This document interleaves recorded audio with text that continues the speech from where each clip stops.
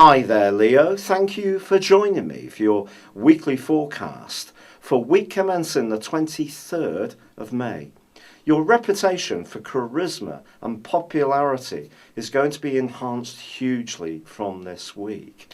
On Tuesday, Venus moves into the part of your horoscope to do with friendship, and through to the 17th of June is going to be combining with the Sun. This is not rare, but it does happen very seldomly. And it's an opportunity for you to really use the full force of your personality in order to help your prospects.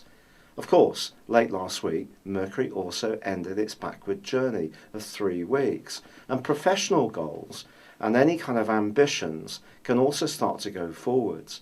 But I really do feel it's going to be a case of who as much as what you know in the weeks to come.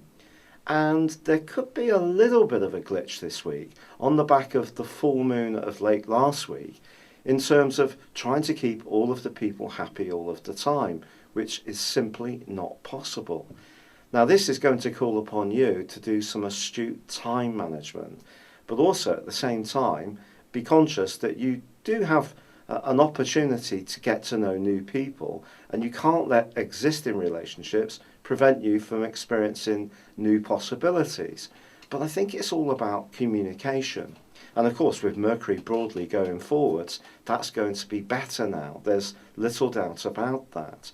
But I think if you can keep people in the loop, they will be very appreciative about it, because I think you're going to get lots of invitations, not just this week, but in that period right through to the middle of June.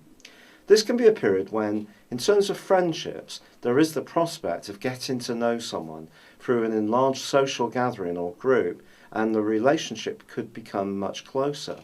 On the other hand, in an existing romantic tie, you're being encouraged to celebrate the things that you and your partner have in common.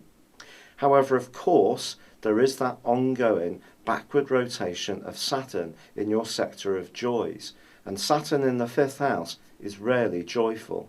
And it's possible that around the pleasures of life, whether it is romance or it is around the activities of your children or your own creative activities, that you're having to work very hard to keep everything spinning, particularly perhaps from a financial viewpoint, and being very realistic about your budget, whether it's socially or creatively, is going to be very important.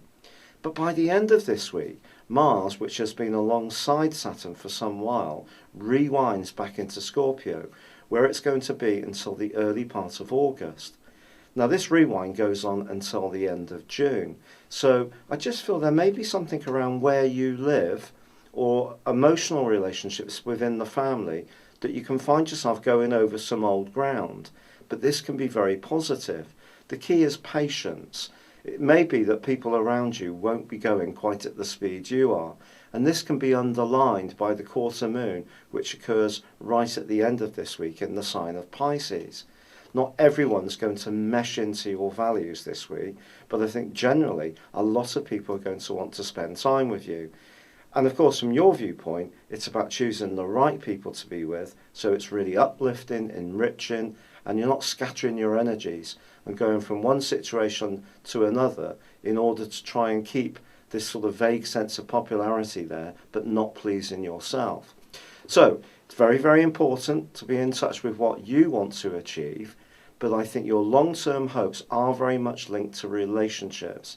And the better those relationships are to others, the more successful the steps you can take this week.